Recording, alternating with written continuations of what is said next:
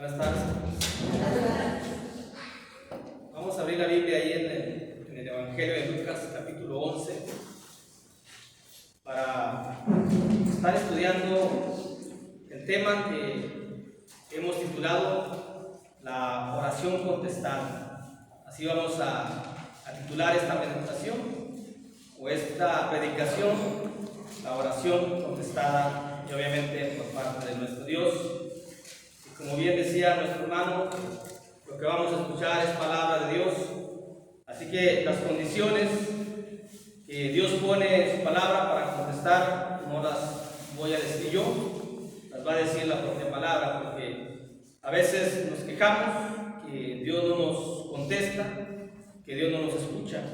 Pero es que cuando pasa eso es porque no lo hacemos por los canales adecuados o con las condiciones que Dios ha dispuesto para que Él escuche nuestras oraciones. También hay muchos que se equivocan al decir que algo tienen y que Dios se los ha concedido. Eso es muy común en el mundo. Incluso levantan la bebida aquella y dicen gracias a Dios que Dios nos lo da. Y claramente y obviamente que eso no es así. Pero hablando entre nosotros, a veces escuchamos hermanos, hermanas o uno mismo se desespera en por qué Dios no escucha o por qué Dios no contesta. Y vamos a ver lo que dice la Biblia al respecto, para que consideremos en aquel momento de aflicción, en aquel momento de la medianoche, como dice Lucas ahí, que busquemos a Dios, que Él pueda abrir su palacio celestial, su casa, para escucharnos y para contestar.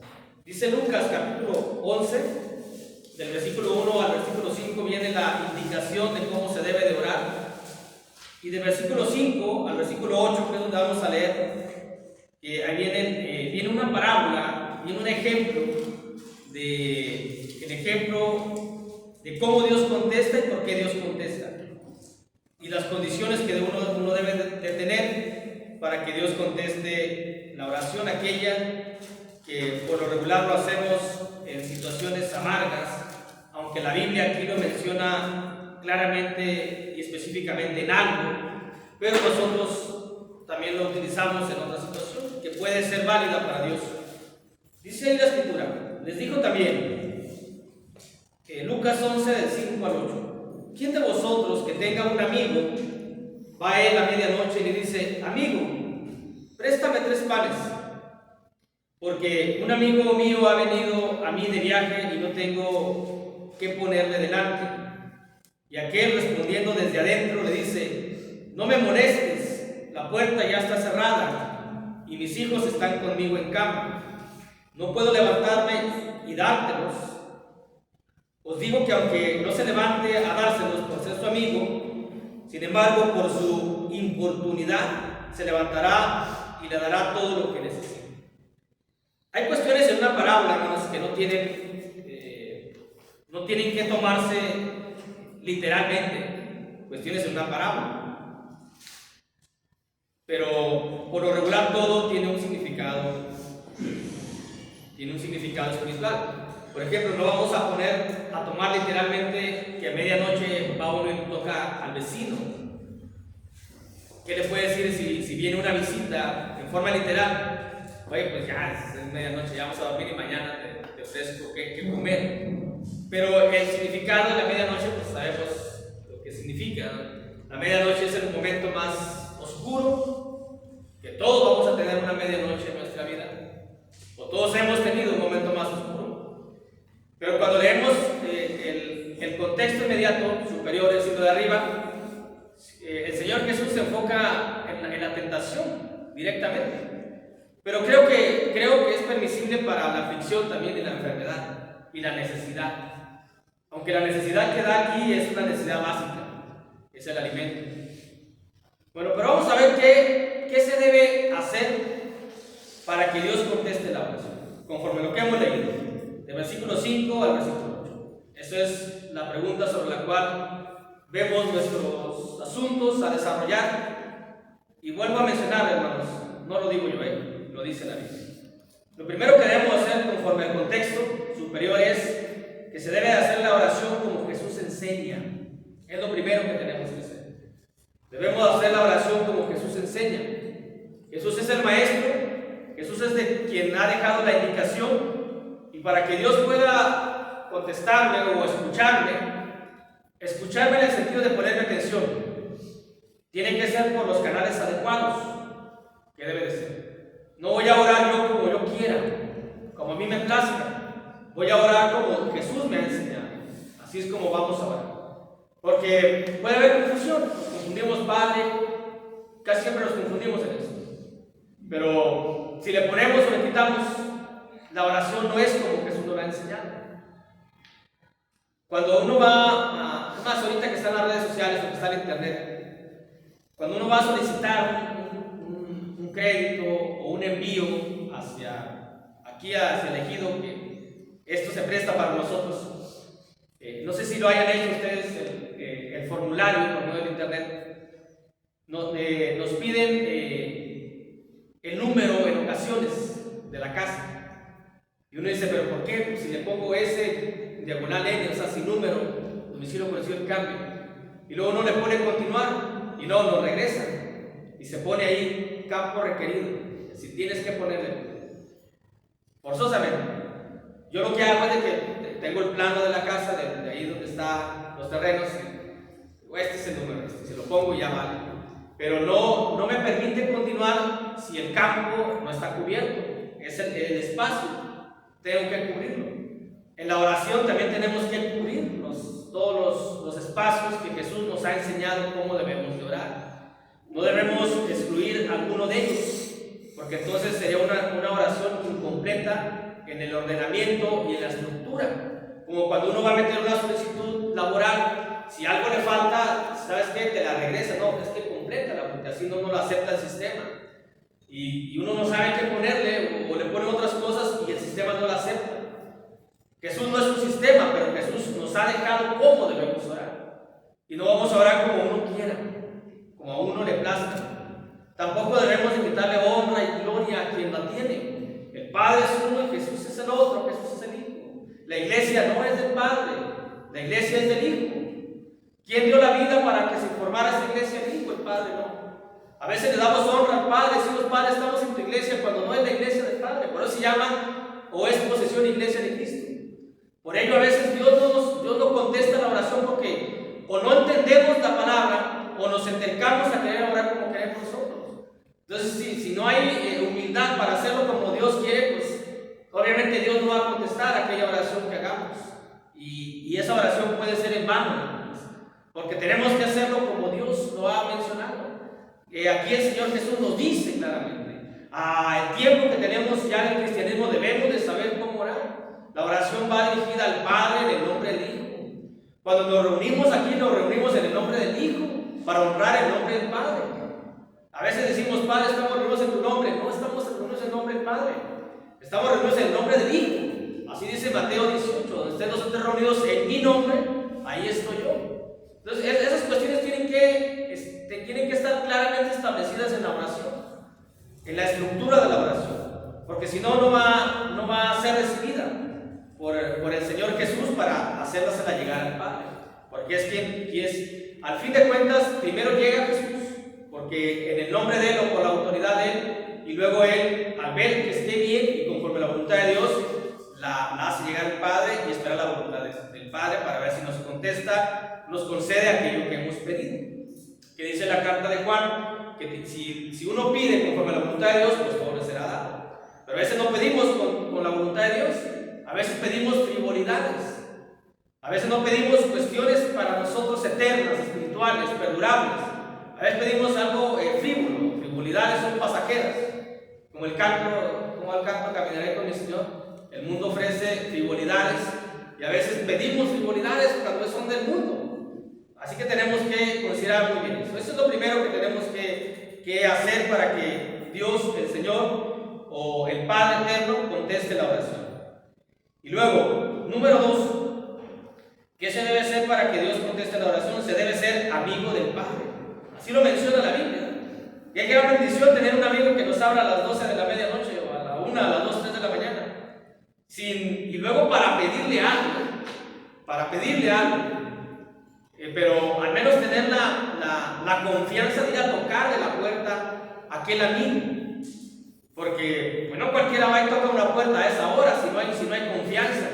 Solamente que venda algo. Entonces sí, se levanta a las 2, 3 de la mañana a la hora que sea. Pero lo primero, lo segundo es que debemos ser amigos del Padre Dios, del Padre eterno.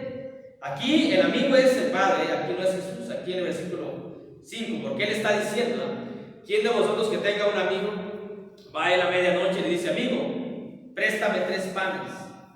¿Qué debemos de tener o qué debemos de hacer? Es ser amigos del Padre. ¿Cómo se hace un amigo del Padre? Esa es la cuestión, ¿cómo hacemos amigos del Padre? Bueno, Santiago 4 nos dice cómo, al menos una de las cuestiones.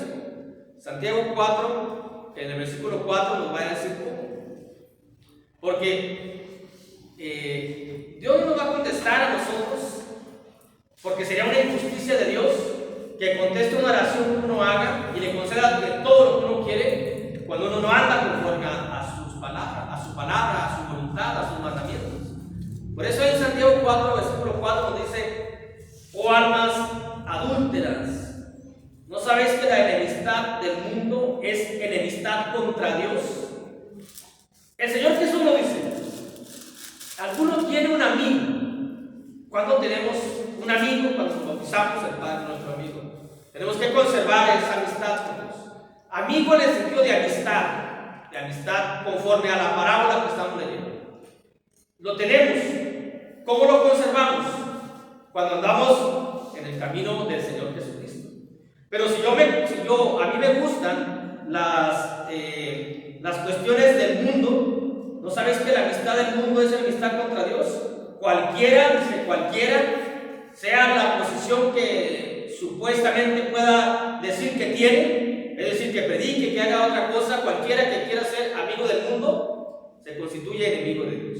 Así que si yo soy amigo del mundo, si me gustan las cosas mundanas, si me atraen las cosas mundanas, si tengo preferencia por las cosas mundanas, no espero en ningún momento que Dios conteste mi oración, porque hay condiciones para que Dios conteste la oración, y una de ellas es tener una amistad con Dios, no directamente a su persona, sino a lo que refleja, lo que representa, lo que es en sí mismo Dios. Dios es justo, Dios es fiel, y Dios quiere que nosotros seamos fieles. Dice, bueno, ¿con quién vas a estar? ¿Conmigo o vas a estar con el mundo? ¿Te gusta lo mío o te gusta el mundo? Decídete de una vez.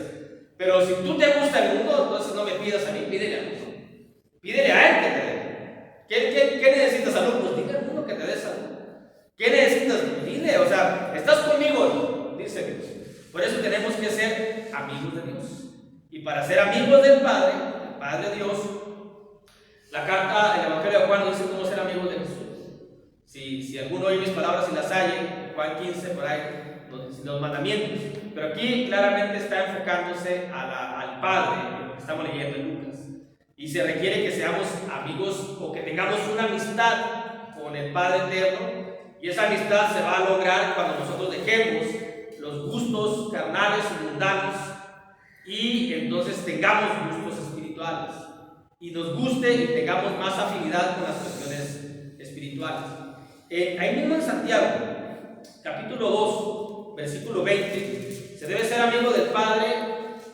Ser amigo de Dios es ser enemigo del mundo. Ser amigo de Dios es ser justificados por la fe. Si somos justificados por la fe, somos amigos de Dios.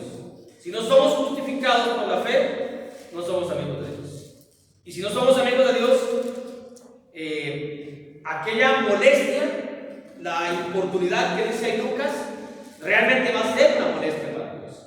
Pero si somos amigos de Dios, aquella molestia, aquella importunidad que leímos, va a ser agradable para Dios. Pero si no, va a ser todo lo contrario. Dice Dios, ¿cómo te atreves a pedirme a mí? ¿Cómo osas en pedirme a mí? Osar, la palabra osado es un atrevido. ¿Entiendes lo que significa osar? ¿Cómo osas a pedirme? Lo digo por si alguien no se sabe. ¿Cómo osas a pedirme? Pues, a ver, ¿qué tienes aquí? ¿Qué tienes para mí? Es como si yo digo, ahí viene diciembre, a ver si la empresa refresquera me da aguinaldo, la que está aquí. Y yo voy y le reclamo, ¿por qué no vas a aguinaldo? Así, pues no trabajas conmigo, ¿cómo te voy a dar aguinaldo?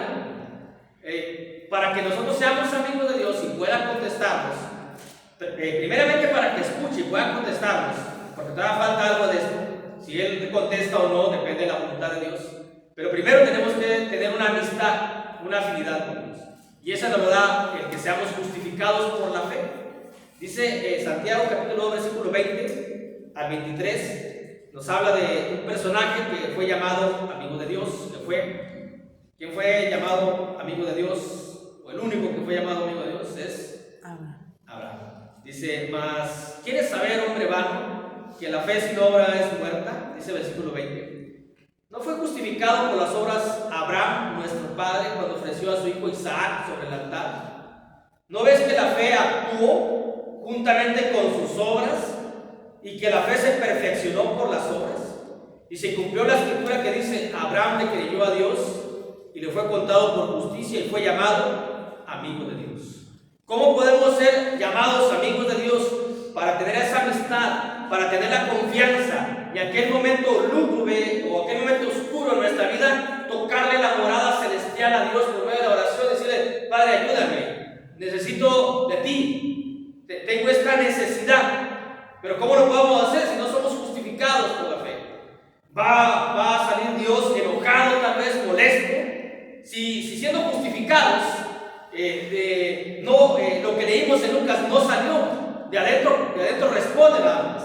Pero dice, por la importunidad que me has causado, ten lo que necesitas, no lo que me pides. Si leemos bien, Dios no le dio los 3 panes, no lo que le pidió, le dio lo que necesitaba. ¿Qué cosas más le daría? Pues ya cada quien puede conjeturar o suponer. La realidad es que Dios da lo que uno necesita, no lo que uno le pide. Bueno, pero para llegar a eso, para ser amigo de Dios, tenemos que ser justificados.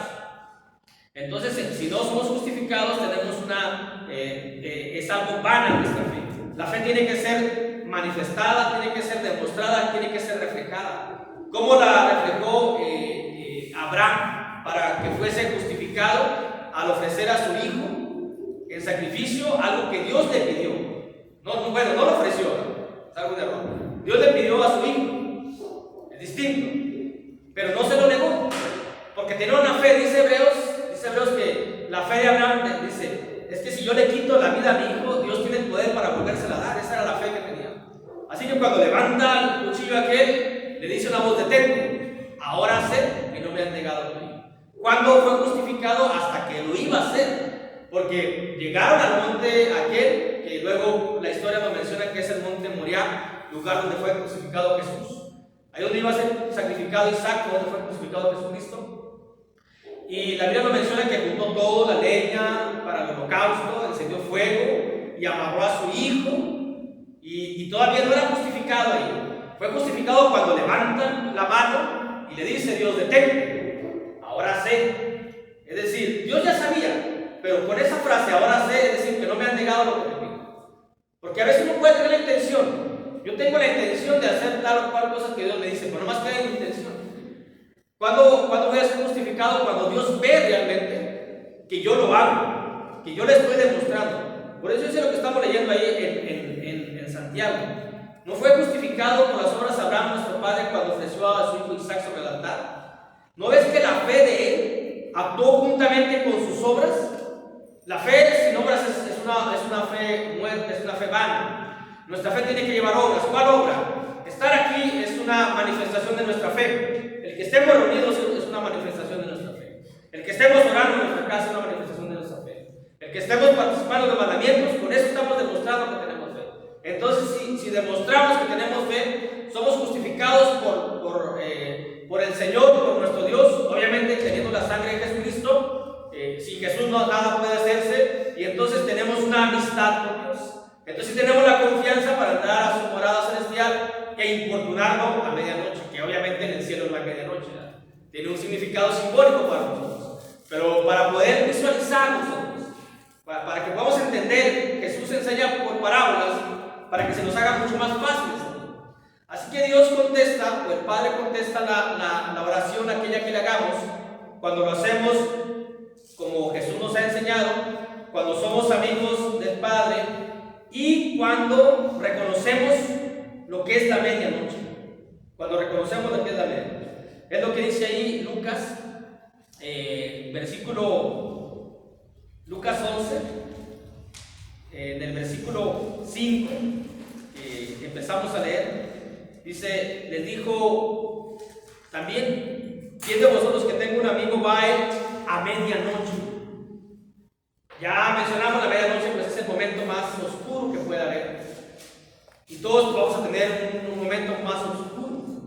Pero no nada más es la aflicción, hermanos. No nada más es la enfermedad. No nada más es la necesidad económica. De hecho, la medianoche aquí, conforme al contexto, es la tentación. Nosotros debemos de sufrir cuando somos tentados. Es decir, debemos de orar a Dios que nos quite esa tentación. En el versículo anterior dice ahí, perdona nuestros pecados porque también nosotros perdonamos a todos los que nos ofenden, a todos los que nos deben, pues. Y no nos metas en tentación, maldíganos del mal. Y luego ya dice, ¿quién de vosotros que tiene un amigo va a medianoche? Tenemos que entender nosotros que el momento oscuro de nuestra vida espiritual es la tentación. Que el momento oscuro de nuestra vida espiritual es el mal del enemigo. No, es decir, primero enfocarnos en lo espiritual y luego lo material. Pero nosotros lo hacemos del lado equivocado, lo hacemos contrario. Nosotros cuando buscamos a Dios en la medianoche, el momento más oscuro es cuando estamos enfermos. Es cuando tenemos una necesidad económica, cuando tenemos una desesperación, que son al menos los principios de la oración.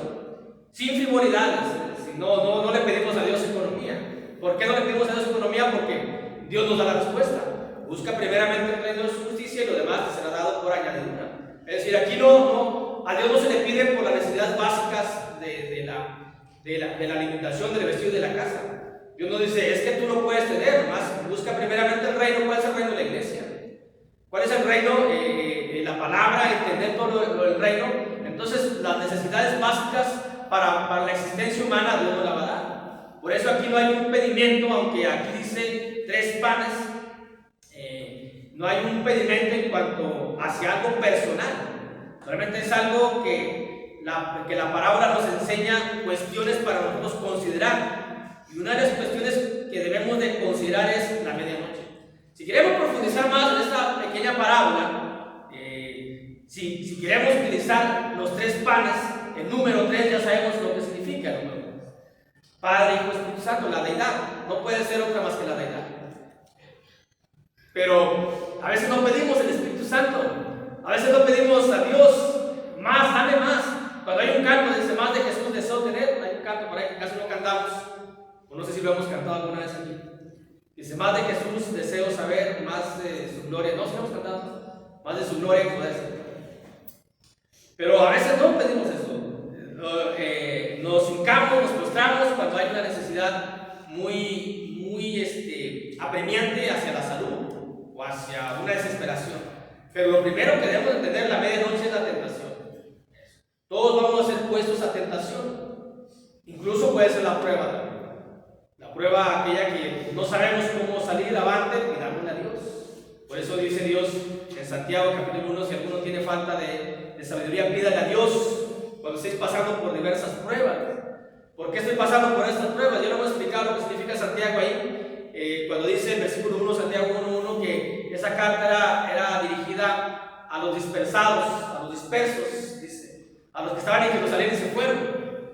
Y luego estaban allá fuera de Jerusalén. Entonces decían, pero no entendemos lo que está pasando. Somos del Señor, somos del Dios omnipotente y tuvimos que dejar casas, tuvimos que dejar familias, tuvimos que dejar posesiones.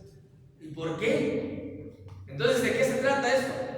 Por eso dice Santiago, pide a Dios sabiduría, y la respuesta de Dios llega a los pocos años, cuando se dan cuenta los que estaban fuera de Jerusalén, que Jerusalén fue destruida. O sea, Dios los saca de ahí a los santos porque iba a ser destruida Jerusalén. Dios nos saca del mundo porque el mundo va a ser destruido. Por eso Dios no nos permite, de Él no, pero a veces uno quiere regresar.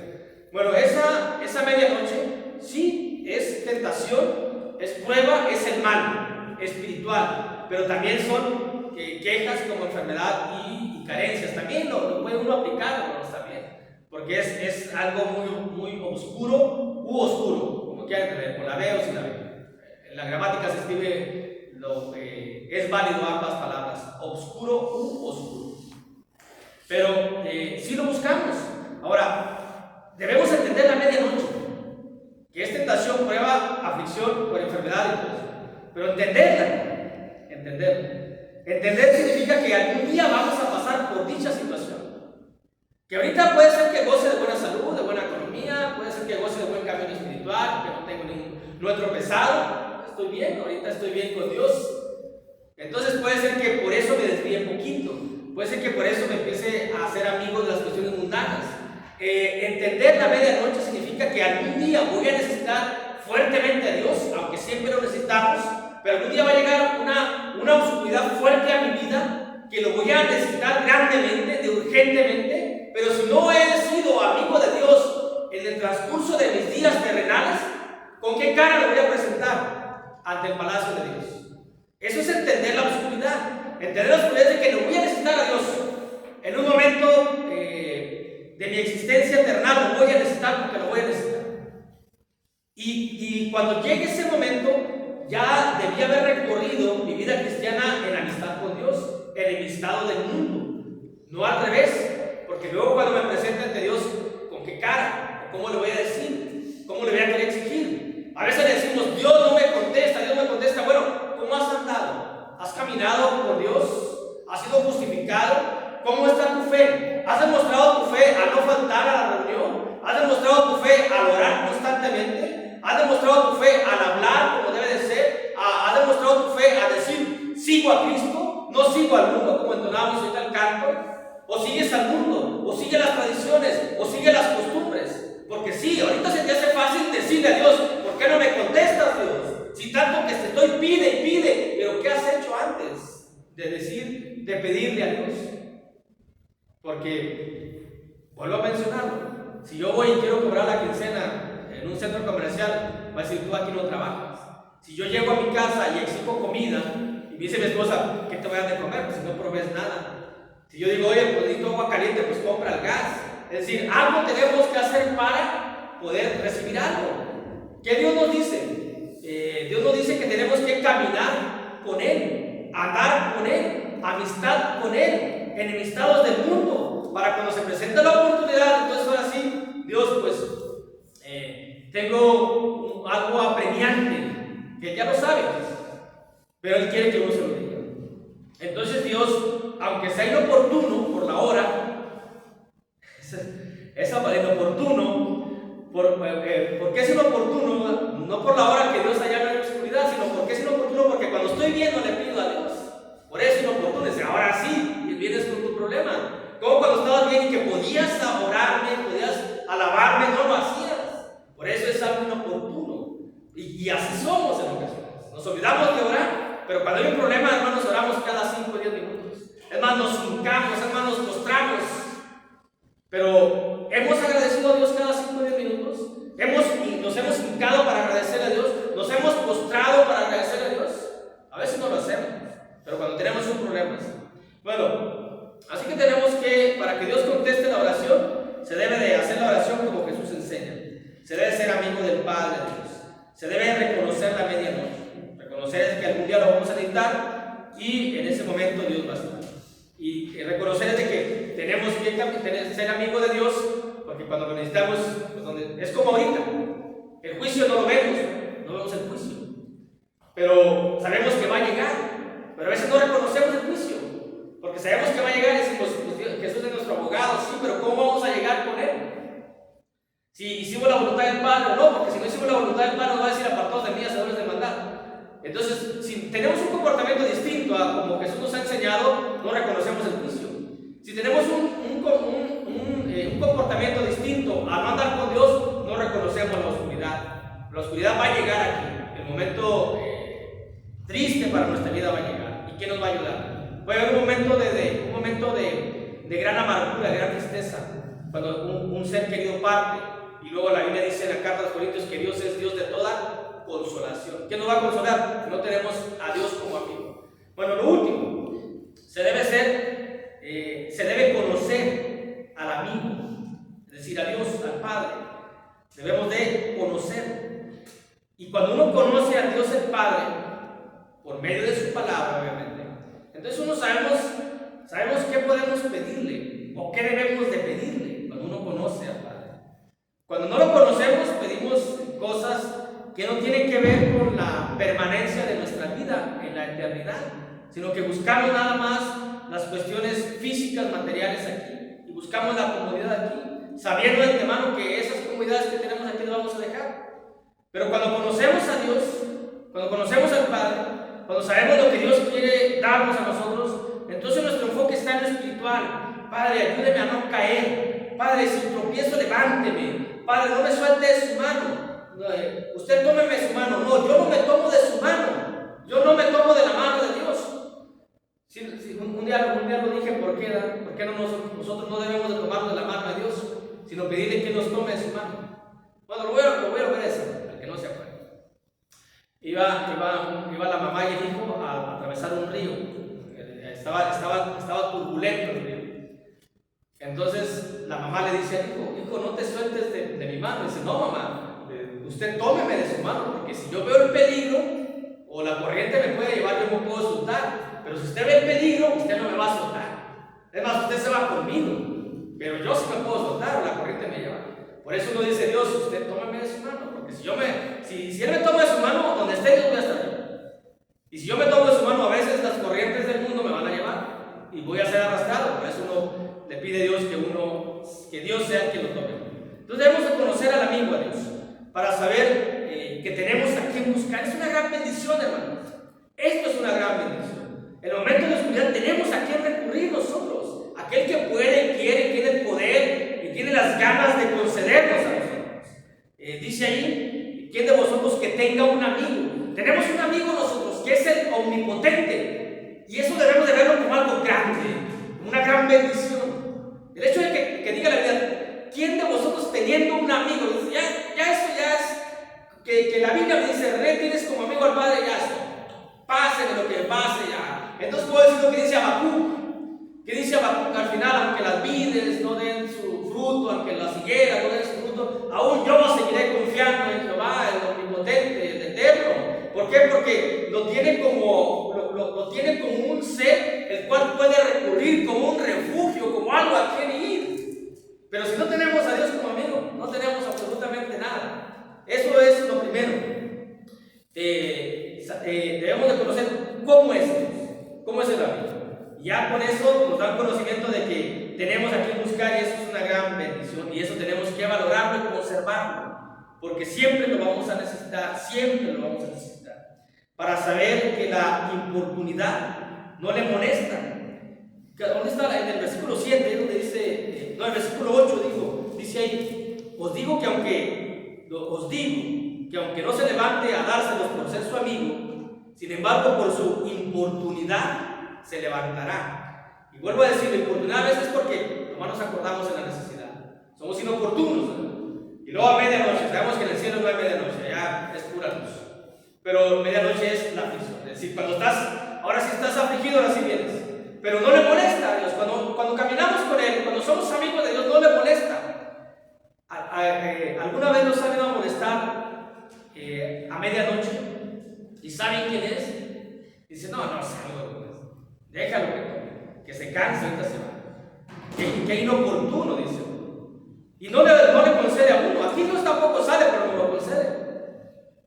Uno no sale diciendo, ¿a quién se le ocurre venir a molestarme a esa hora? Y luego, ¿por qué no vino en el día? Es más, cuando va en el día, a veces algunos no quieren abrir, porque va fulano, X.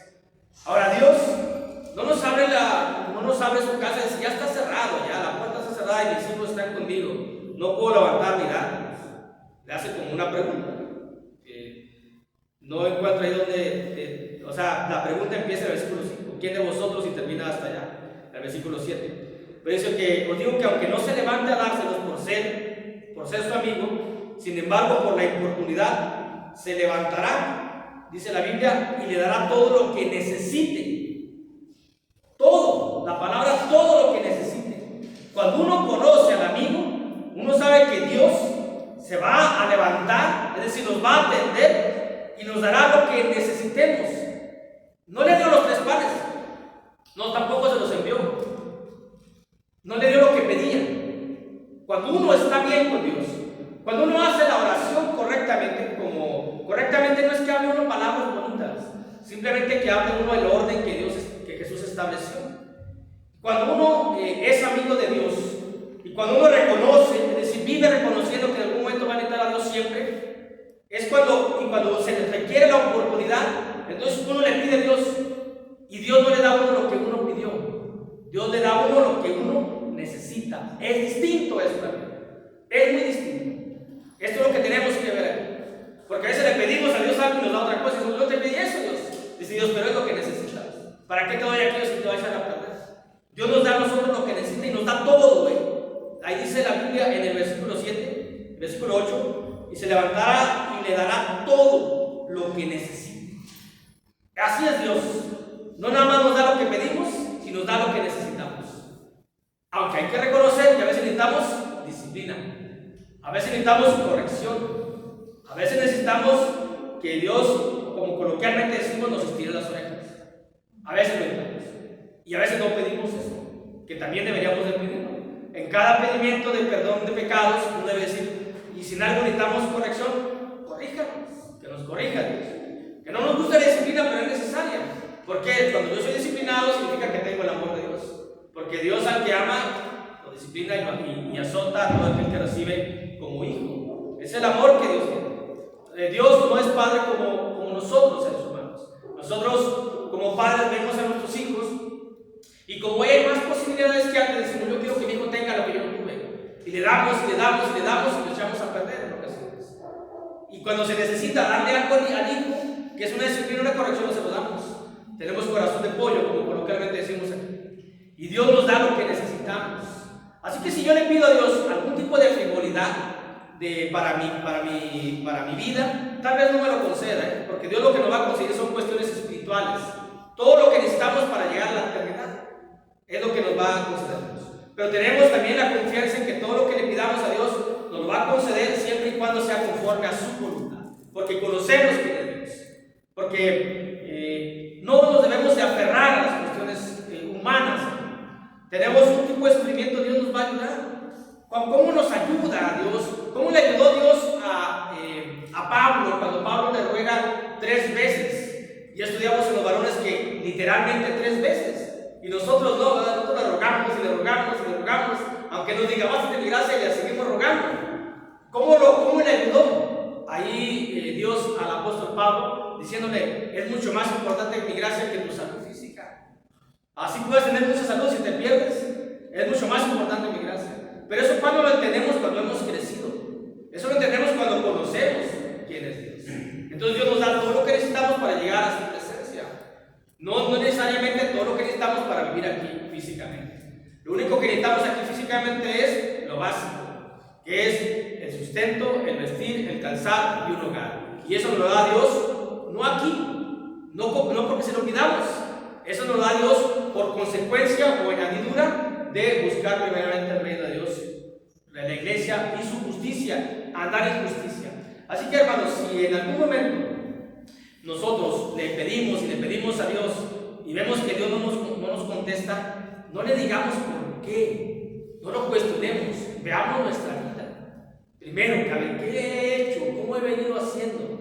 A ver, tengo que reconocer lo que yo he venido haciendo, porque tengo que ser que Dios, si yo ando equivocadamente, Dios me da algo, Dios sería injusto y Dios no es injusto. Por eso tenemos que conocer al amigo.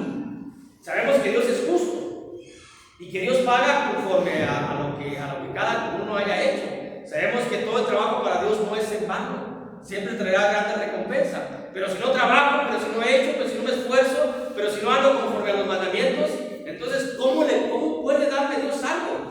Es imposible que Dios me haga o me dé algo, no porque no pueda, sino porque no puede ir en contra de su propia justicia.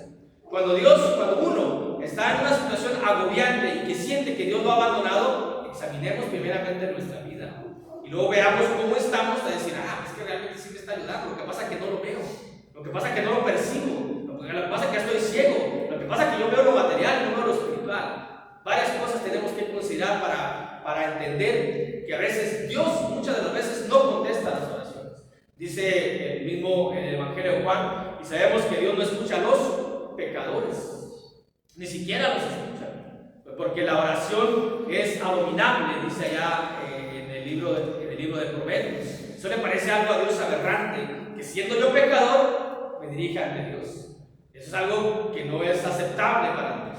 Por eso tenemos que andar como amigos, es decir, andar en amistad con Dios. Es decir, 4 cosas tenemos que hacer. La oración como debe ser, no como yo digo, como la Biblia nos dice. Y luego tenemos que tener una amistad con Dios, no amistad con el mundo, sino con Dios. Y luego tenemos que conocer la palabra medianoche, entenderlo, que sea parte de nuestra vida, lo que significa la medianoche. Y luego tenemos que saber cómo es Dios, que lo que Dios nos da es lo mejor, aunque nosotros no lo veamos de esta manera en ocasiones. Dios lo bendiga.